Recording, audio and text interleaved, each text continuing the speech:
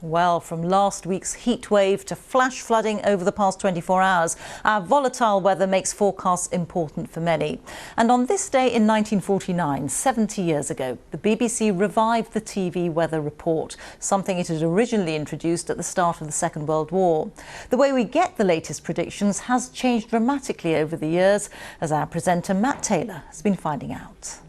It's going to be a dull and wet start to the day. The way we consume the weather forecast has changed immensely. From simple hand-drawn charts and magnetic symbols oh dear, let's do it again. There is the heavy and persistent rain. To 3D graphics and sophisticated mobile phone apps. We now have more weather information at our fingertips than ever before. But how exactly does that information get there?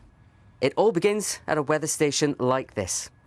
The Radcliffe Observatory has been recording data for over 2 centuries, making it one of the oldest and longest running in the world. We've been taking temperature observations here on a daily basis since 1814, and then we've got daily rainfall observations as well from the 1820s. So everything that's used here to measure the temperature and the rainfall has been issued by the Met Office, so it's all standard kit.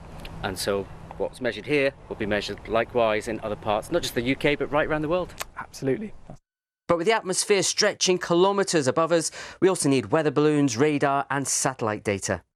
And all that information gets fed into weather organisations such as the European Centre for Medium-Range Weather Forecasting here in Reading. Where supercomputers like these ones, doing trillions of calculations every single second, churn all that weather observational data and create the forecast. This is planning for food, for transport, for health, for energy, for anything that is part of society, that is making society. I mean, agriculture needs to know when to borrow, buy, rent equipment. They need to know what crops to use when. That up-to-date, personalised information is crucial for all of us. Since the BBC Weather app launched in 2013, it's been downloaded 15 times a minute, with up to 8 million people using it every single week, and it continues to innovate and evolve. Well, the technology and the amount of information available may have changed greatly in the last 70 years, but for me personally, you can't beat getting in front of the camera and communicating the forecast and its uncertainties verbally. Now, if you don't mind, I have a job to do. See you soon.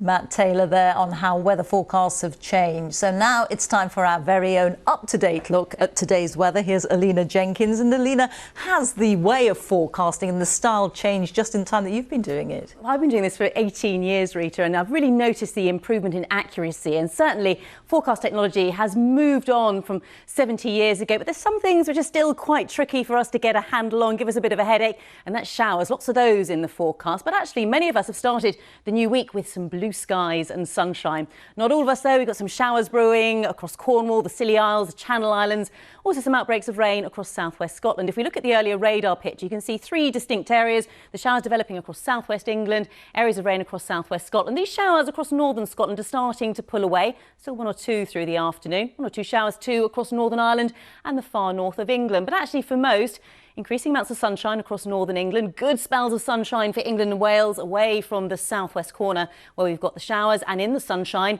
probably the warmest day of the working week. Temperatures quite widely in the low to mid 20 Celsius, perhaps up to 26 Celsius close to London, a little bit cooler where the cloud is stubborn to go. Now through this evening and overnight, these showers across southwest England start to push their way further into Wales, maybe the Midlands and Northern Ireland. Some gusty winds associated with those and some heavy spells of rain, maybe some thunder and lightning as well. Quite a muggy night. Temperatures across central southern England not much lower than 16 or 17 Celsius. So here we are tomorrow. This area of low pressure is the driving force behind our weather this week. Notice how the isobars are quite close together.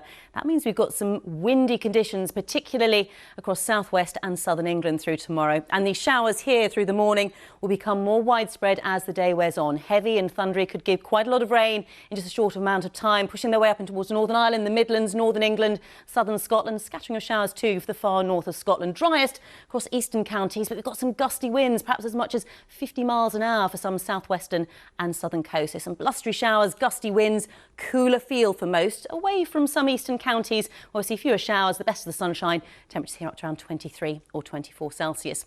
Through midweek, we've still got this area of low pressure starting to track its way a little bit further north and eastwards. So by the time we get to Wednesday, things are starting slowly to turn drier through the morning across Wales and southern England.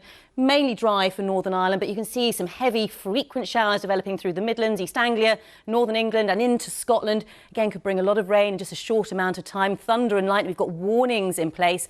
And again, quite a cool feeling day, 19 to 22 Celsius. By the end of the week, looks like on Thursday, we'll see further showers across the areas which saw them on Wednesday. But through Friday and Saturday, all of us will start to turn drier and the winds will slowly ease down as well. Rita, back to you. Thank you, Alina.